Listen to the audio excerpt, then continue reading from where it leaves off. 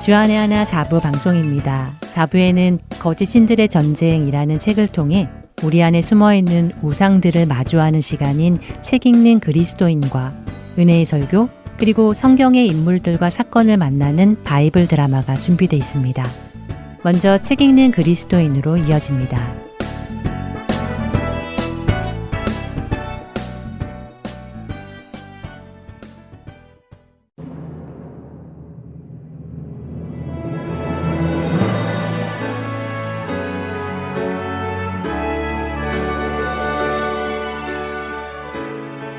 애청자 여러분 안녕하세요. 성도들에게 추천해드릴 만한 신앙서적을 읽고 내용 속에서 우리가 생각해볼 것들을 함께 나누는 시간, 책 읽는 그리스도인 진행의 설교입니다. 여러분과 카일 아이들먼 목사의 거짓 신들의 전쟁이라는 책을 나누고 있습니다. 지난 시간 카일 아이들먼 목사가 이 책에서 우리가 섬기는 우상들을 크게 세 가지로 구분했다는 말씀을 드렸습니다. 쾌락의 신, 힘의 신, 그리고 사랑의 신이 그 세 가지인데요. 오늘부터는 힘의 신을 나누어 보겠습니다. 카일 목사는 힘의 신을 나누며 가장 먼저 성공의 신을 이야기합니다. 성공. 여러분은 성공을 무엇이라고 생각하시나요? 세상에서 성공은 사회적 지위를 얻음이라고 정의합니다. 여러분도 이 정의에 동의하시는지요? 만일 우리가 성공을 사회적 지위를 얻는 것이라고만 생각한다면 아마 많은 그리스도인들이 나는 성공의 신을 모시지 않아 라고 답할지도 모릅니다. 왜냐하면 많은 그리스도인들이 사회적 지위를 얻는 것에 크게 연연하지 않기 때문이죠. 대부분의 그리스도인들은 자신의 위치에 만족하며 욕심을 내지 않고 살아가는 것이 그리스도인의 미덕이라는 것을 알고 있기에 그렇습니다. 여러분도 그렇지 않으신가요? 혹시 여러분 중에 더 높은 사회적 지위를 얻기 위해 노력하시는 분들이 계신가요? 제가 주위를 둘러봐도 그런 분들은 사실 많지는 않아 보입니다. 그런데 우리가 생각해 보아야 할 것이 있습니다. 그것은 왜 사회적 지위를 얻으려 하느냐는 동기입니다. 세상의 사람들이 사회적 지위를 얻으려는 이유는 무엇일까요? 단순한 명예욕일까요? 카일 목사는 사람들이 높은 자리에 올라가려는 이유, 다시 말해 성공하려는 이유를 다른 모든 사람들을 다 밀어 넘어뜨리고 나 혼자 우뚝 설 수 있기 위함이라고 정의합니다. 그리고 그것을 조금 더 자세히 말하면 무엇이든지 자신의 방식대로 할 수 있는 자리에 가려는 것을 의미하죠. 그렇게 우리는 이 부분을 생각해 보아야 합니다. 만일 내 안에 성공을 향한 갈망이 있다면 나는 왜 성공을 하고자 하는지 생각해 보아야 할 것이고, 만일 내 안에 성공을 향한 갈망은 없다 하더라도 내가 내 방식대로 모든 일을 해나가고자 하는 것이 있다면 그것이 바로 성공의 신을 섬기고 있는 것을 말입니다. 어쩌면 우리는 동의되지 않을 수 있습니다. 그러나 반복해서 말씀드리자면 성공 자체가 나쁜 것이 아니라 성공이 나의 목적이 되고 그 성공을 통해 나 스스로에게 힘이 생겨 내 생각과 내 힘으로 삶을 살아가게 된다면 그것은 하나님을 떠나 다른 신을 섬기는 삶을 사는 것임을 우리는 기억해야 할 것입니다. 때로 우리는 성공의 신과 돈의 신이 같은 것이라고 생각할 수도 있습니다. 성공하면 돈을 많이 벌게 되니까 말입니다. 하지만 카일 목사는 성공의 신과 돈의 신을 구별합니다. 비록 비슷한 것 같지만 또 다른 모습이기 때문이죠. 성공하면 돈이 따라오지만 돈을 쫓는 것이 꼭 사회적 지위를 얻는 것은 아니기 때문입니다. 성공의 신을 섬기는 사람들에게 나타나는 현상을 카일 목사는 이렇게 열거합니다. 명성을 얻는 것, 영향력을 행사하는 것, 존경과 인정을 받는 것, 회의실의 가장 가운데 자리에 앉는 것, 회사 주차장에 가장 좋은 곳에 주차하는 것, 명함에 뿌듯한 직함을 새기는 것, 옷장에 명품 옷을 걸어두는 것, 금장 시계를 차는 것, 우승 기념품을 받는 것, 승진하는 것 등을 좋아하며 그러한 것들을 기준으로 자신의 성공 여부를 가늠한다고 하죠. 어떠신가요? 여러분 안에도 이런 것들을 향한 욕심이 있고 여러분에게 이런 것들이 있고 없음에 따라 여러분이 사회에서 성공했느냐 아니냐를 판단하는 마음이 있으신가요? 혹은 다른 사람을 바라볼 때에도 이런 것들을 기준으로 그 사람이 성공한 사람인지 아닌지를 구분하시나요? 만일 우리가 이런 것을 기준으로 성공을 판단한다면 우리 역시 세상적인 성공의 정의를 가지고 사는 사람이 될 것입니다. 카일 목사는 기독교인들 중에도 이런 생각을 가지고 살면서도 그것을 교묘하게 포장하는 경우를 지적하는데 바로 이런 모습입니다. 자신에게 주어진 이런 성공적인 요소들을 다른 그리스도인들이 부러워하며 칭찬을 할 때 자신의 마음속으로는 그럼 나는 이렇게 성공한 사람이야 라는 생각을 하면서도 겉으로는 별 말씀을요, 모두 다 하나님의 축복입니다 라고 답하는 것을 지적하지요. 사실 얼마나 많은 우리들이 이런 성공을 이룬 후에 하나님의 축복입니다 라며 겸손하게 말을 합니까? 문제는 우리가 진심으로 이것이 하나님의 축복이라고 생각하지 않는 데 있는 것입니다. 만일 진심으로 하나님께서 이 모든 것을 주셨다고 믿고 감사한다면 괜찮겠지만 대부분의 사람들은 자신이 자신의 힘으로 그것들을 이루었다고 생각하면서도 자신이 그렇게 했다고 말하면 교만해 보일 것 같아 하나님이 도우셨습니다. 하나님이 주셨습니다. 라고 말하는 경우가 없지 않기 때문입니다. 그렇다면 성경이 말씀하시는 참된 성공은 무엇일까요?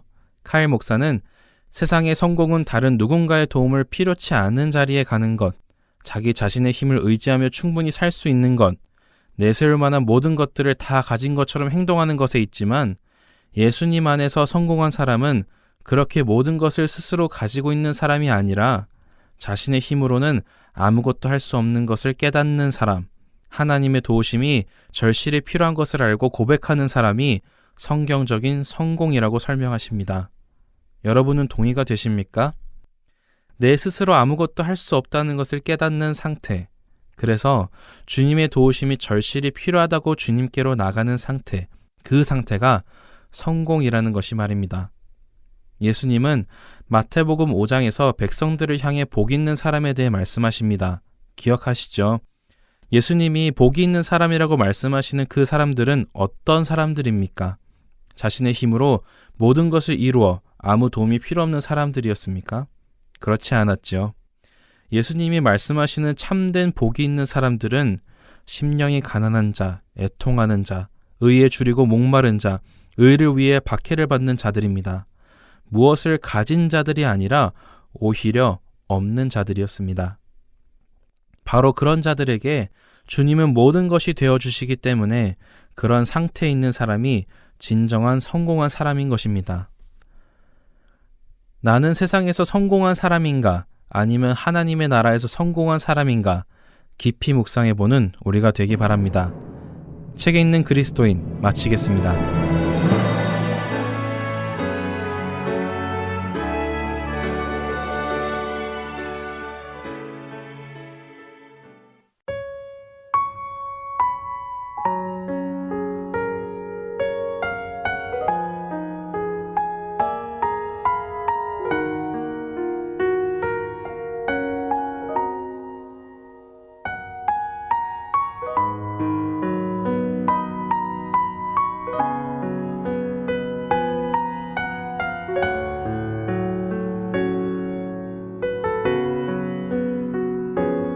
어둠 속 헤매이던 내 영혼 갈 길 몰라 방황할 때에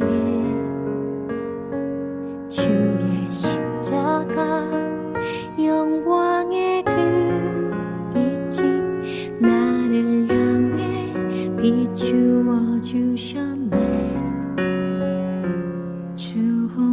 주홍빛보다 더 붉은 내 죄 그리스도의 피로 씻기어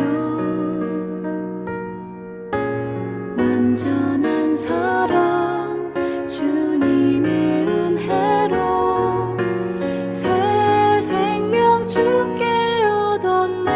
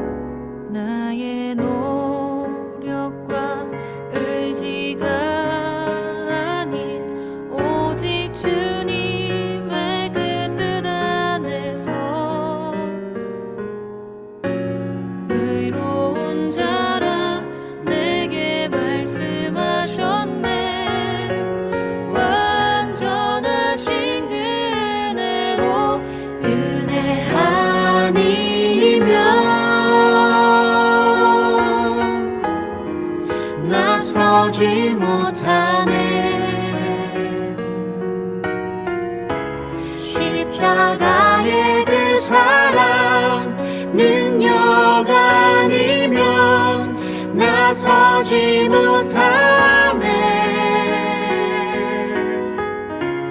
은혜 아니면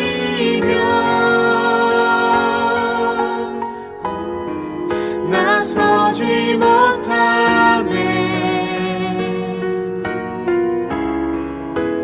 완전한 사랑 그 은혜 아니면 나서지 못하네. 이제 나 사는 것 아니요 오직 예수 내 안에 살아계시니 나의 능력 아닌 주의 능력으로 이제 주와 함께 살리라. 오직 은혜로 나 살아가리라. 십자가의 그 사랑 주 능력으로 나는 서리라. 주의 은혜로 나 살아가리라.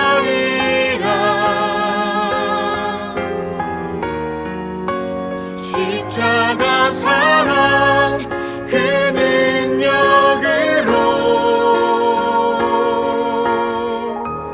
나 살리라.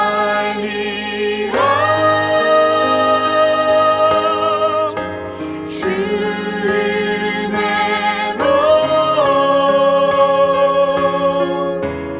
나 살리라.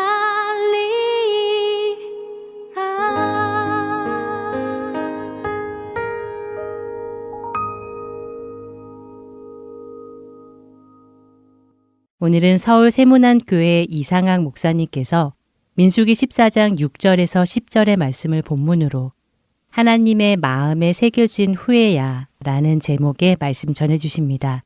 은혜의 시간 되시기 바랍니다. 한 조각가가 정으로 열심히 대리석을 쪼아가면서 조각을 하고 있었습니다. 어떤 아이가 이것을 아주 유심히 바라보고 있습니다. 조각가는 몇 주째 대리석을 이렇게 계속 깎아가고 있는 것입니다. 드디어 몇 주 후에 멋진 대리석 사자가 탄생하게 됩니다. 아이가 감탄하면서 물었습니다. 아저씨, 저 대리석 속에 사자가 들어있다는 것을 어떻게 하셨어요? 헨리 나우엔의 공동체라는 책에 나오는 이야기입니다. 저 돌 속에 사자가 들어있다는 것을 어떻게 알았냐?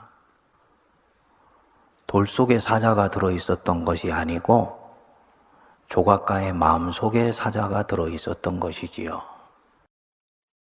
한 사람 속에 사자가 새겨져 있으면 사자가 나오고 그 사람 속에 천사가 새겨져 있으면 천사가 나오고 그의 마음 속에 악마가 새겨져 있으면 악마가 튀어나오게 됩니다. 그 마음 속에 하나님이 새겨져 있으면 온 세상의 것이 하나님의 것으로 보입니다. 그의 마음에 원수가 뿌려놓고 간 두려움의 가라지가 자라가고 있으면 이 사람의 인생은 위험하고 두려운 것들로 가득 차 있습니다. 여러분들의 마음에는 지금 무엇이 새겨져 있습니까? 오늘 본문을 묵상하려면 배경을 좀 살펴볼 필요가 있습니다.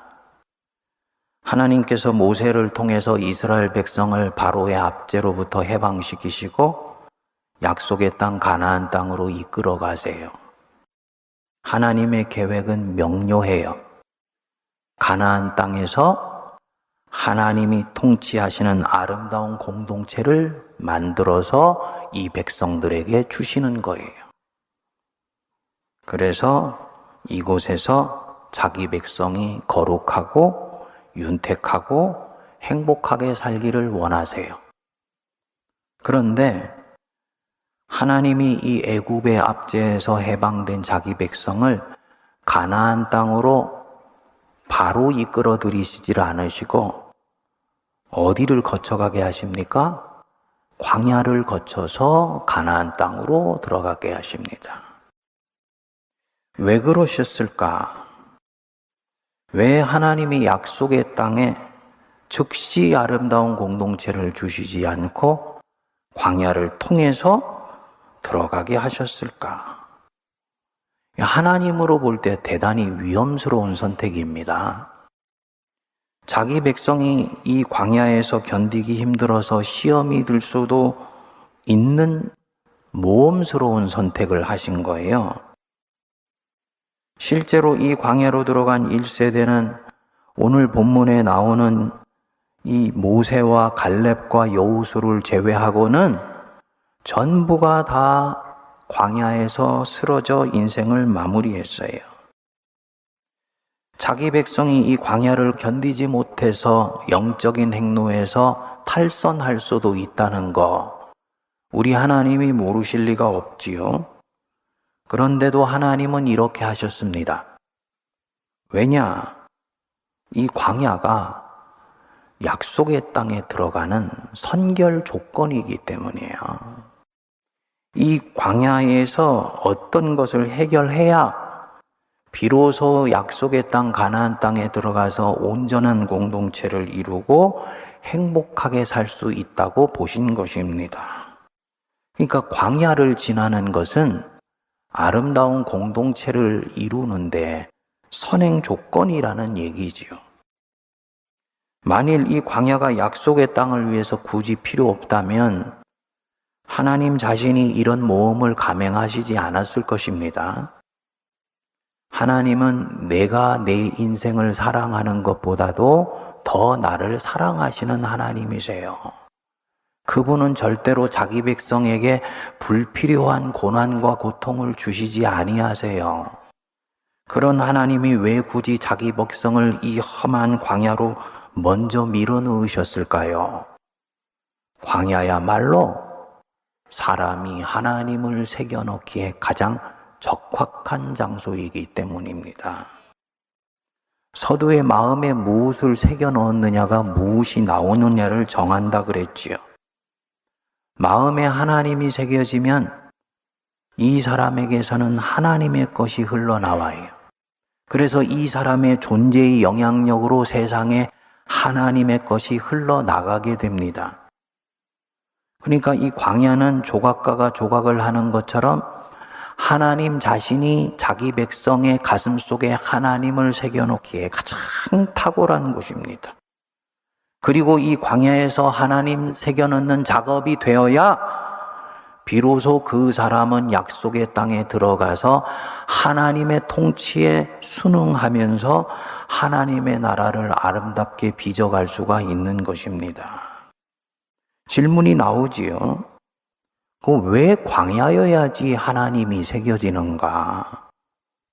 평상시에 평온하게 살 때는 잘 안 되는가? 평상시에 평온하게 살 때는 잘 안 돼요. 광야여야지 새겨지는 하나님의 형상이 있어요. 광야는 외롭고 쓸쓸한 자리입니다. 내가 여태까지 누려왔던 것들이 강제로 박탈당하는 자리예요. 저도 미국에 있을 때 한 차례 아주 혹독한 광야를 경험했던 적이 있는데, 이때까지 풍요롭게 먹던 음식도, 멋지게 입었던 옷도, 나름대로 차곡차곡 쌓아왔던 명예도, 기득권도 다 날아가 버리게 됩니다. 그저 바람과 돌과 모래 언덕뿐인 그런 무미건조한 세월이 계속돼요. 정말 의미 없는 시간의 연속처럼 느껴지게 됩니다. 그리고 나는 여기서 철저히 외롭고 쓸쓸합니다. 여태까지 함께 왔던 사람들이 이 광야에는 같이 오려고 하지 않는 거예요. 한 사람씩 한 사람씩 떠나갑니다. 저를 따랐던 사람들이 한 사람씩 한 사람씩 떠나가고 마지막에는 가족만 남더라고요. 아, 끝까지 함께 있을 사람만 빼고 광야는 사람이 떠나는 자리구나. 근데 이 순간에 광야에 서 있는 사람이 두 부류로 나눠지게 됩니다. 첫 번째가 외로움과 쓸쓸함을 견디지 못하고 쓰러져 버리는 사람이 있어요. 또 다른 한쪽에 이 순간에 눈을 떠서 영원한 것을 만나는 사람들이 있습니다. 성경은 택한 사람들이라고 말하는 사람들이. 전자의 사람들은 외로움을 감당하지 못해요. 의미 없어 보이는 시간들을 견디지를 못합니다. 원망과 불평으로 세월을 보냅니다. 그리고 그의 인생은 서서히 침식되어 버립니다. 광야에 나왔던 이 이스라엘 1세대들이 이렇게 광야를 지났지요. 결국 그들은 이 광야에서 인생을 마무리하게 돼요. 반대로 이 광야의 외로움 속에서 이때까지 찾지 않았던 하나님을 찾아내는 사람들이 있어요. 참 희한합니다. 이렇게 다 인생이 바람에 날아가 버리고 나를 쫓던 사람들도 떠나가 버리고 아, 내 손에는 이제 아무것도 남은 것이 없구나 할 때 하나님이 내 앞에 딱 나타나시는 거예요. 근데 사실은 하나님이 지금 나타나신 것이 아니에요. 이전부터 내게 찾아오셔서 내게 나타나셨었어요. 그런데 내가 그때는 화려해 보이고 내 눈에 보기 좋은 것들에 마음이 빼앗겨서 이 보이지 아니하시지만 살아계신 영이신 하나님을 못 보았던 거예요. 그래서 우리 성도님들에게 광야는 꼭 필요합니다. 이전에도 말씀하셨어요. 그런데 내가 다른 소리에 점령되어서 이 음성을 듣지를 못했던 거예요. 그러니까 하나님이 어떤 사람을 진심으로 택하셔서 사랑하시면 이 사람은 광야로 밀려 들어갈 수밖에 없는 거예요. 자기 편에서는 떠밀려온 것 같고 수동적으로 그냥 파도에 휩쓸려온 것 같지만 하나님이 그 사람을 그리로 슬며시 밀어넣으신 것입니다. 여기서는 이 사람의 시선을 잡아당기는 것이 없습니다. 이 사람의 귀를 점령할 수 있는 다른 것이 없어요. 오직 바람과 모래와 나 한 사람밖에 없습니다. 그래서 비로소 이 사람이 다른 쪽에 가졌던 시선을 거두고 다른 쪽에 빼앗겼던 귀를 자기 자신 안에 모으면서 자기 앞에 와 계신 그 하나님을 만나기 시작하는 것입니다. 이 두 번째 부류의 사람은 이렇게 하나님을 만나가면서 처음에 그 광야로 들어갔을 때 가졌던 외로움이 고독으로 승화가 됩니다. 여러분, 영적으로는 이 외로움과 고독은 같은 것이 아닙니다. 외로움은 론리니스예요. 그야말로 쓸쓸하고 외롭고 허망해 보이는 것. 그런 상태가 외로움이에요. 이 고독은 솔리튜드라 그러죠. 홀로 있는데 그 홀로 있음 속에서 자기 자신과 대면해요. 그리고 그 자기와 대면하면서 자기의 연약함의 실체를 깨닫고 처음으로 밖으로 눈을 돌려서 살아계신 하나님을 자기 안에 초대하고 하나님을 자기 마음속에 새겨 넣는 시간이에요. 이게 고독의 시간이에요. 그리고 이 순간은 인생의 전환기입니다. 이전에 순기능하면서 작동하는 것이 더 이상 잘 작동하지 않아요. 내가 사람들 만났던 방식, 내가 가지고 있던 인생의 꿈들, 그리고 나의 성향, 나의 기질, 내 습관이 전혀 잘 작동하지 않는다는 것을 알아차립니다. 대부분의 사람들은 잘 모르는데 이 두 번째 부류의 사람들은 이것을 알아차리고 화들짝 깨어나요. 인생의 패러다임이 지금 바뀌었구나. 내가 새로운 삶의 전환기로 접어들어가고 있구나. 살아계신 하나님이 나를 새로운 삶의 시간으로 이끌어 가시고 있구나. 당연히 이전과는 다르게 살기 시작합니다. 이전과는 다른 방식으로 사물을 보기 시작합니다. 무엇보다도 이전에는 하나님 없이 살았는데 이제는 하나님과 함께 새로운 이 인생의 여행을 시작할 때만 자기 인생이 승리할 수 있다라고 확신하게 돼요. 그리고 이 사람은 자기 앞에 와 계신 그 하나님 때문에, 지금 여기로 나를 밀어넣으신 이 하나님 때문에 광야를 깨끗이 수용합니다. 이 광야의 역설이, 광야를 밀어내는 사람은 광야를 벗어나지 못해요. 왜 내가 이곳에 와 있냐고 푸념하고 원망하는 사람은 그곳을 벗어나지 못합니다. 이 갈렙과 여호수아나 모세처럼 광야를 수용하고 인정하고 심지어 시간이 지나면서 고독 속에서 이 광야를 인조이할 수 있는, 즐길 수 있는 사람이 결국은 광야를 벗어나게 되는 거예요. 여기서 하나님을 만나고 교제하고요, 하나님의 사랑이 어떻게 자기를 여기까지 이끌어 왔는지를 깨달으면서 감격하게 되지요. 어떤 분이 저한테 그래요. 목사님이 하나님의 사랑 얘기하는데 그거 좀 제가 느끼면은 좋겠어요. 그러는 거예요. 제가 아무리 성경을 통해서 잘 풀어서 설명을 해드려도 하나님의 사랑은 제가 느낀 것의 100분의 1, 1000분의 1도 전달이 안 돼요. 왜냐하면 이 사랑은 누가 전해준다고 알 수 있는 것이 아니에요. 어저께 초고를 탈고를 하고 나서 인왕산을 갔는데 그 인왕산에 아주 아카시아 향기가 아주 너무너무나 진하게 사람의 폐부 속을 흘러 들어오더라고요. 근데 그 꽃향기를 사진으로 찍는다고 누구에게 전달해 줄 수 있습니까? 아니죠. 향기는 그 자리에 가서 직접 맡아야 해요. 사랑도 마찬가지예요. 사랑은 그리스도께서 우리에게 주시는 은혜의 향기예요.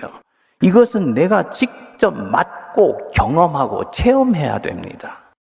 그리고 이 사람은 이 광야에 가서 이것을 알게 되면 이 사람은 이제 이 사랑이 자기의 인생을 이끌어가기 시작한다는 것을 강철같이 확신하게 됩니다. 마음에 하나님이 이미 새겨진 것이지요. 하나님의 사랑이 이 사람 심령 속에 새로운 씨앗으로 자리를 잡은 거예요. 그리고 이 사람이 되었을 때 비로소 이 사람이 약속의 땅에 들어가서 공동체를 빚어내고 공동체를 누리고 살 수 있는 사람이 될 수 있습니다. 오늘 본문에 보면 이 두 종류의 사람이 확연하게 갈라지지요.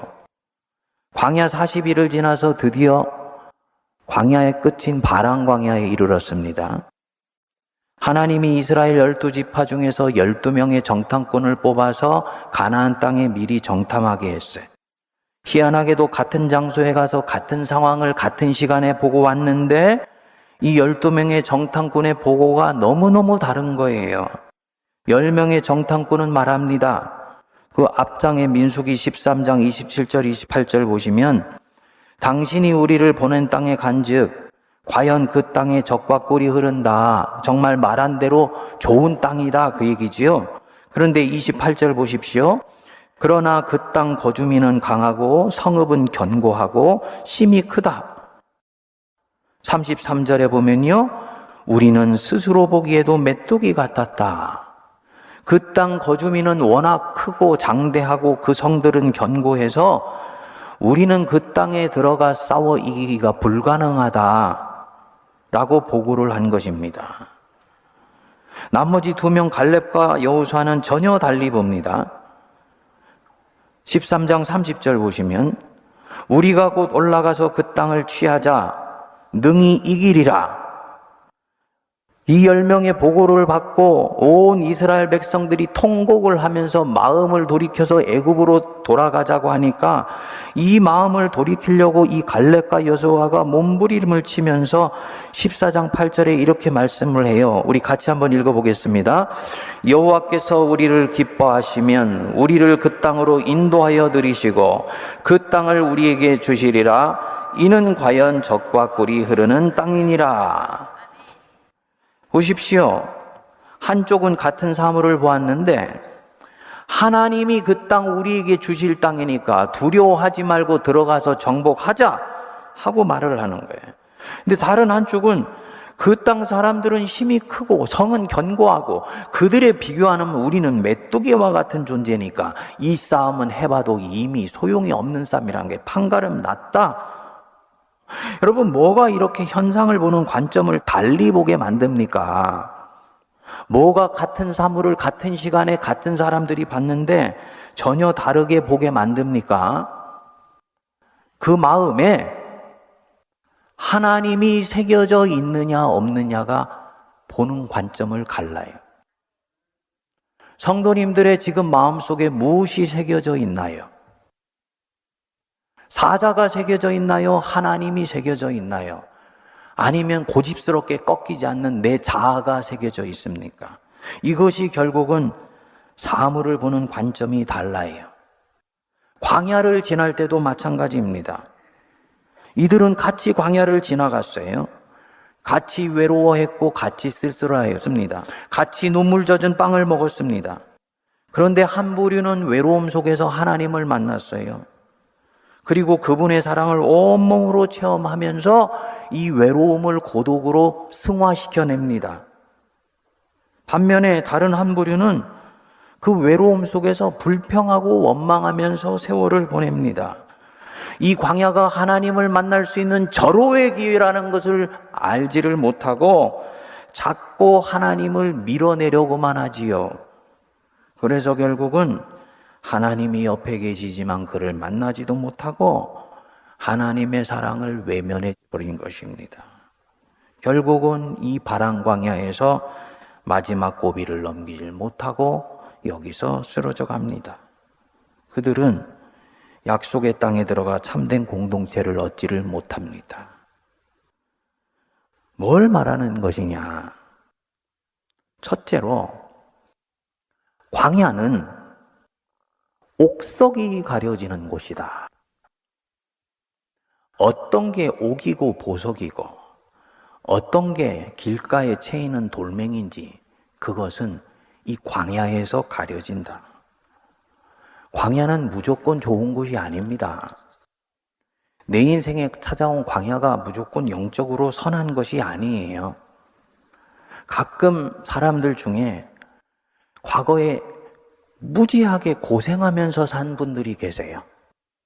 그리고 본인이 자수상거한 것을 사람들에게 얘기하는데 이 품이 넓어지고 넉넉해진 것이 아니고 고집으로 똘똘 뭉쳐 있다는 것을 우리가 알게 되는 경우가 있어요.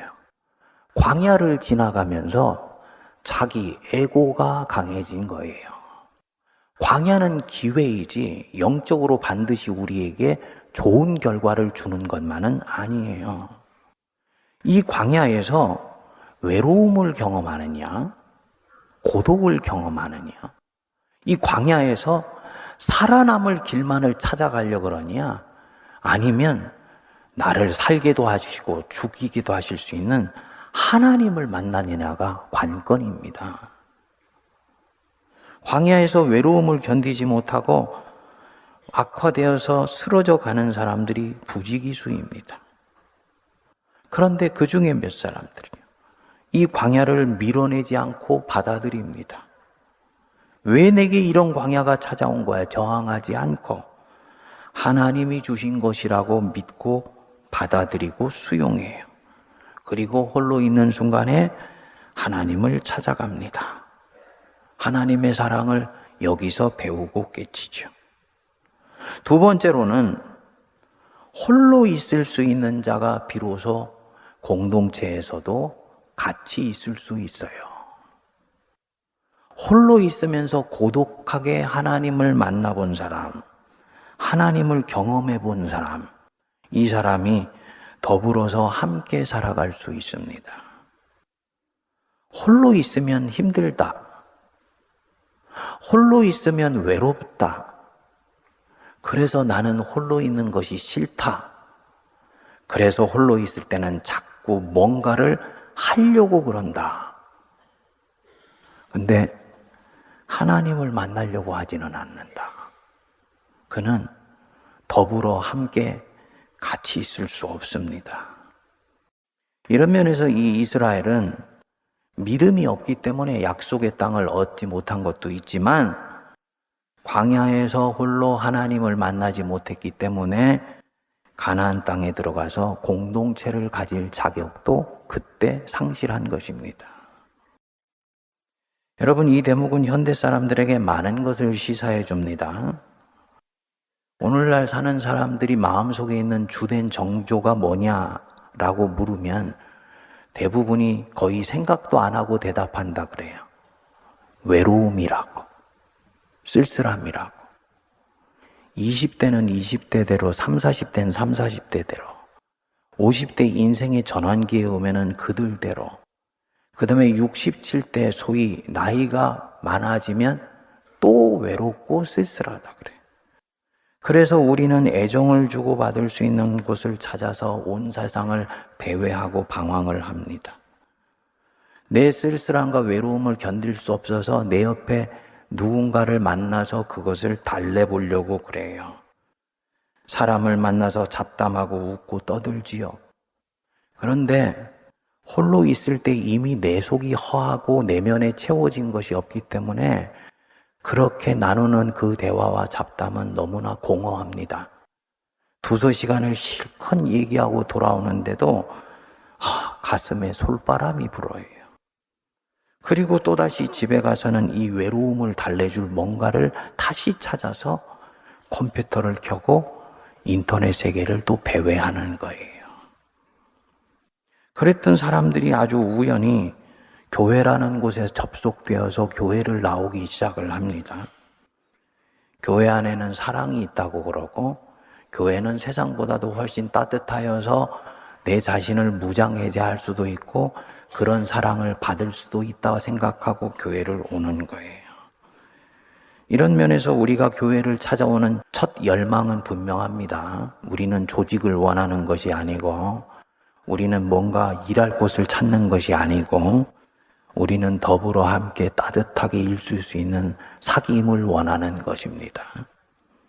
나는 사랑받을 수 있는 곳이 필요하고 내 사랑을 할 수 있을 땐 또 줄 수 있는 그곳이 필요한 거지요. 하지만 그렇게 많은 사람들 중에 일부만 교회에 적응을 하고 또 더 많은 사람들은 결국은 자기가 사랑받을 수 있는 곳을 찾아서 떠나더라고요. 결국은 이런저런 이유로 교회에 적응하지 못하고 그렇게 떠납니다. 이유는 둘 중에 하나입니다. 교회 안에도 그들이 찾던 것이 없어진 지 이미 오래인 거예요. 아픈 얘기지요. 다른 하나는 이들 자신이 10명의 정탐꾼처럼 진정한 공동체를 갖기에는 아직 준비가 되지 않았기 때문입니다. 공동체를 우리는 바깥에서 찾는데 죄송하지만 공동체는 내 안에서부터 시작된다는 것을 이 광야의 스토리는 우리에게 얘기해 주는 거예요. 저는 한국교회는 둘 다라고 봐요. 하지만요, 하나님이 정말 살아계시다면, 그래서 하나님이 교회라는 조직 안에서 아직도 하나님을 믿고 알고 만나는 사람들을 통해서 역사하신다면 이렇게 교회를 찾아온 사람은 반드시 자기 하나님과 같은 하나님을 만나는 사람을 만나게 돼 있어요. 여기서 교제가 시작돼요. 근데 이런 사람을 내가 찾을 수가 없어서 떠난다? 그 속에 아직 하나님이 새겨져 있지를 않은 것입니다. 이런 면에서는 후자의 원인이 우선이라고 저는 봅니다. 여러분, 내가 애정을 주고 애정을 받는 이런 공동체, 따뜻한 곳은 내 앞에 어느 날 선물처럼 쑥 오는 것이 아닙니다. 내가 홀로 있음 속에서 하나님을 만날 수 있을 때 그 사람에게 공동체는 비로소 보여지기 시작하는 것입니다.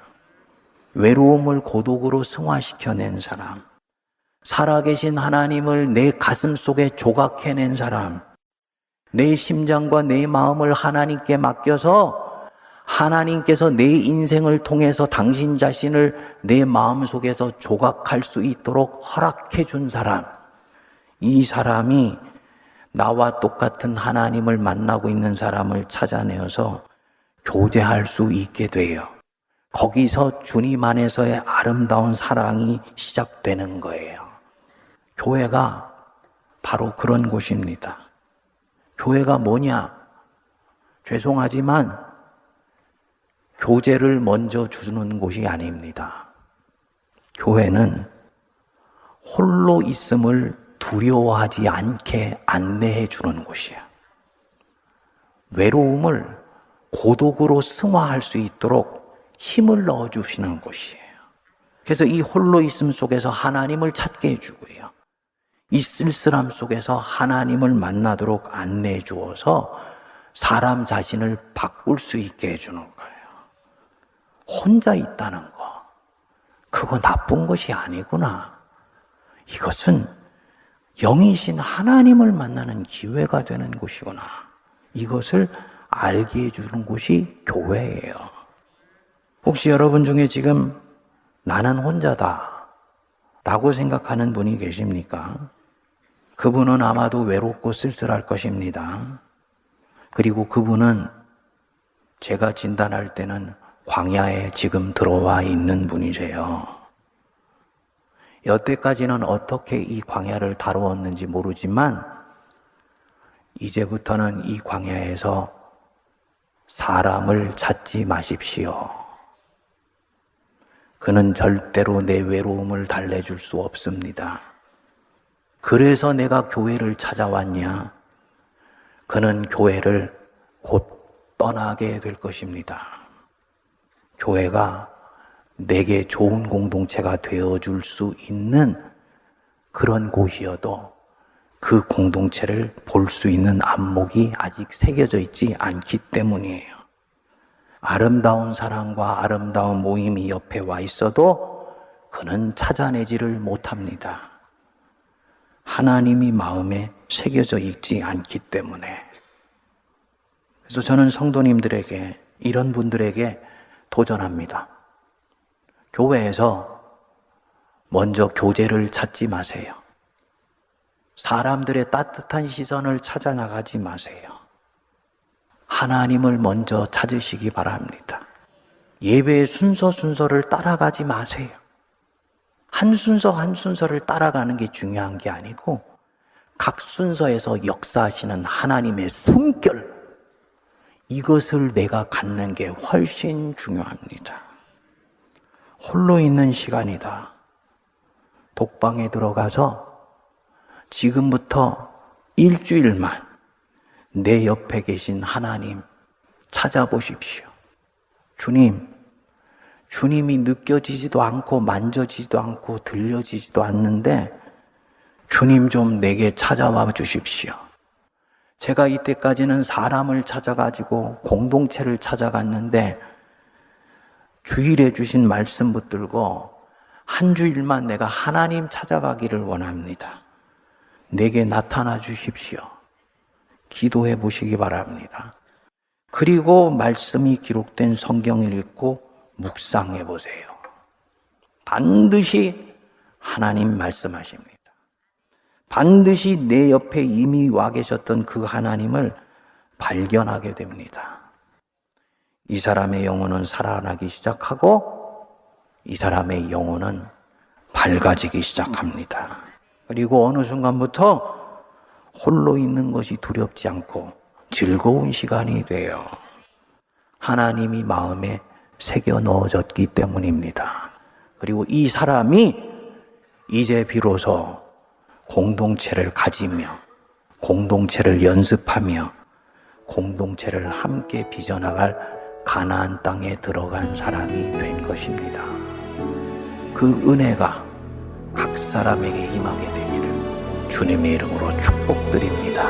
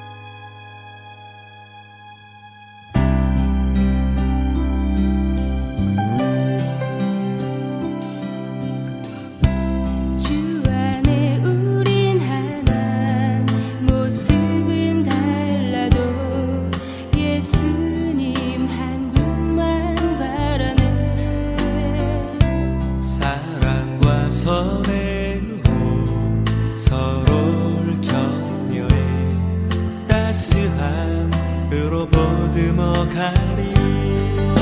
주님 우리 안에 함께 하시니 형제자매의 기쁨과 슬픔 느끼네. 내 안에 있는 주님 모습 보내 그분 기뻐하시네.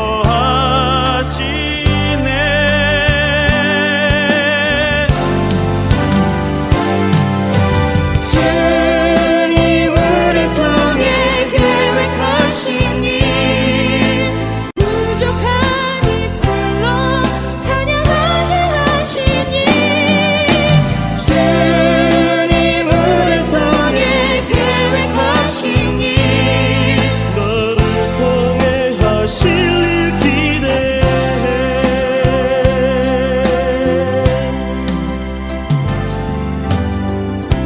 주 안에 우린 하나 모습은 달라도 예수님 한 분만 바라네.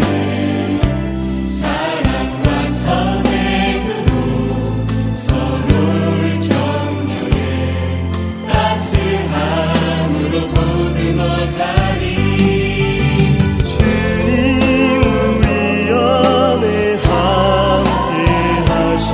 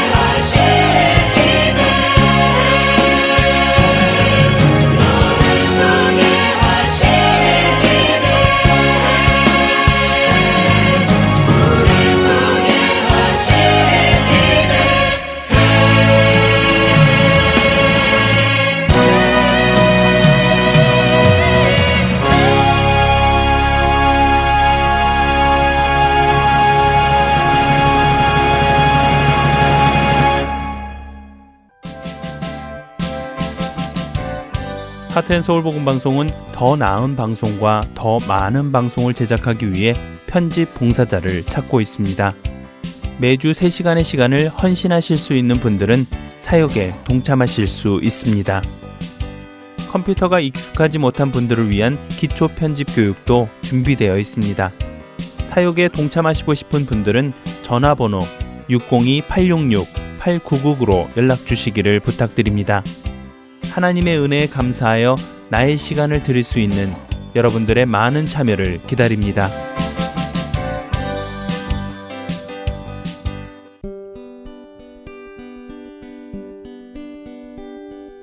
기쁜 소식 사랑으로 땅끝까지 전하는 하랜소.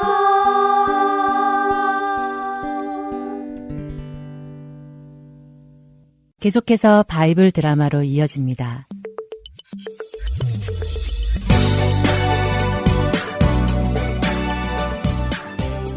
시청자 여러분 안녕하세요. 바이블 드라마 진행의 박윤규입니다. 밧세바와의 간음과 밧세바의 남편 우리아를 적의 손에 죽도록 만든 다윗의 죄악이, 다윗의 회개, 그리고 다윗과 밧세바 사이에 태어난 아기의 죽음으로 인해 일단락되고, 다윗과 밧세바 사이에 솔로몬이라는 아들이 태어나고 암몬과의 전투에서도 승리하며 모든 것이 안정적으로 되는 듯 해 보였습니다. 그러나 죄는 또다시 다윗을 찾아옵니다. 더 정확히 말하면 다윗의 집안에 찾아오지요. 다윗에게는 여러 아내가 있었고 그 아내들을 통해 여러 자녀들을 낳아 살고 있었습니다. 그중 장남인 암논은 다윗이 아히노암이라는 아내에게서 얻은 아들이었습니다. 그리고 둘째는 아비가일에게서 얻은 길르압이라는 아들이 있었고 마아가라는 아내에게서 얻은 셋째 아들 압살롬이 있었지요. 당시 문화적으로 보았을 때 다윗의 왕권은 다윗이 죽은 후 장남인 암논에게 이어질 것이 확정적이었습니다. 그렇기에 장남인 암논은 이스라엘의 왕권을 이어받을 준비를 잘 했지요. 그러나 그런 암논에게 들어서는 안 되는 마음이 생겨났습니다. 그것은 바로 암논이 자신의 이복 여동생 다말을 향해 좋아하는 감정이 생겨난 것입니다. 아이, 괴롭다. 다말이 왜 이리 예뻐 보이는 거지? 아무리 생각을 떨쳐버리려 해도 떨쳐지지가 않네. 아, 다말 너무 보고 싶다. 암논은 다말의 어여쁜 외모에 빠져 해서는 안 되는 마음을 품기 시작한 것입니다. 아무리 어머니가 달라도 한 아버지의 자녀이기에 오빠가 동생을 사랑하는 것은 모세의 율법에도 금지된 죄악된 것이었지요. 하지만 암논은 그 마음을 억제하지 못하고 끙끙 앓았습니다. 그러다가 병이 나버렸지요. 암논에게는 요나답이라는 사촌 형제가 있었습니다. 요나답은 아주 간교한 자로 원하는 것은 무슨 방법으로든 얻어내는 교활한 자였습니다. 그 요나답이 암논을 찾아왔지요. 아니, 우리 이스라엘의 왕이 되실 암논 왕자님이 이게 무슨 일이십니까? 어찌 얼굴 안색이 이리 안 좋은 것입니까? 석 보니 말 못할 근심거리 있어 보이는군요. 자자, 다른 사람에게는 말 못해도 나에게는 말할 수 있지 않소, 암논. 어서 걱정 말고 말해보시오. 내가 속 시원하게 풀어드리리다. 요나답, 어서 오게. 그래. 내 마음을 알아주는 건 자네밖에 없군. 사실 말일세. 말 못할 사정이 있네. 딱 보니 여자 문제구만.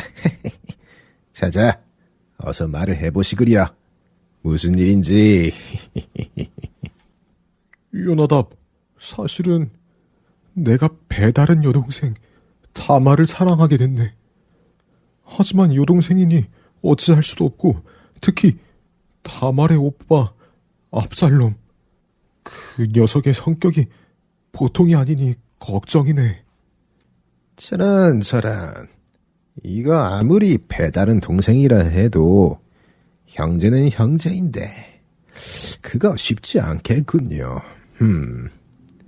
어떻게 하면 좋을까? 잠시 생각하던 요나답은 암논에게 계략을 알려줍니다. 자, 암논 왕자.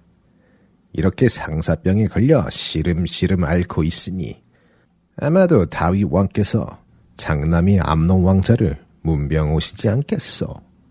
그러면 그때 아버지 다윗 왕께 아버지, 제가 너무 아파서 그러는데 아무래도 제 여동생 다말이 와서 맛있는 과자를 만들어 먹여주면 좀 나을 것 같습니다. 라고 청을 해보시지요. 그러면 다윗 왕께서도 그렇게 허락해 주실 것이고 그렇게 다말 공주가 암논 왕자님 방으로 오시면 그 다음에야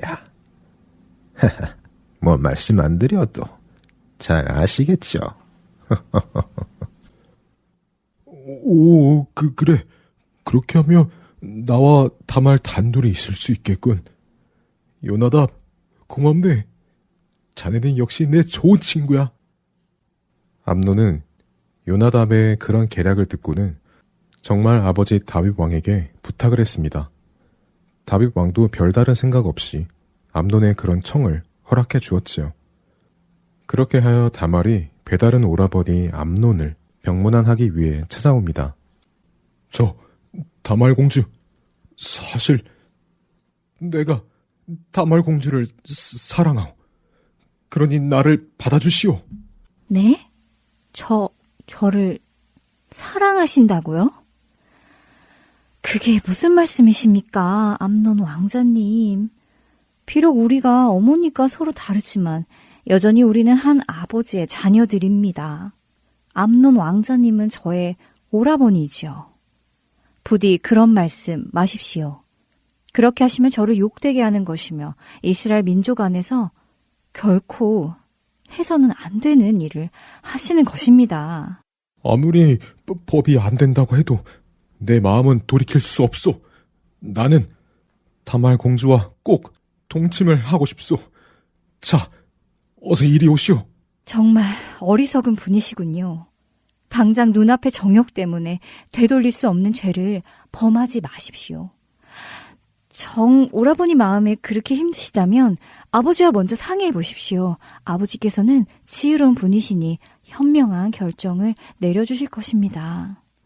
다말의 만류에도 암논은 마음을 바꾸지 않았습니다. 그의 마음속은 이미 정욕으로 가득하여 무엇이 옳은지 무엇이 그른지도 판단할 수 없는 상태였기 때문입니다. 죄는 그렇게 무서운 것이었습니다. 암논은 그렇게 자신의 힘으로 다말을 강제로 겁탈하였습니다. 다말의 말 그대로 돌이킬 수 없는 죄를 저지른 것입니다. 이제 암논은 이 죄를 어떻게 할까요? 바이블 드라마 사무엘 편 다음 시간에 뵙겠습니다. 안녕히 계세요.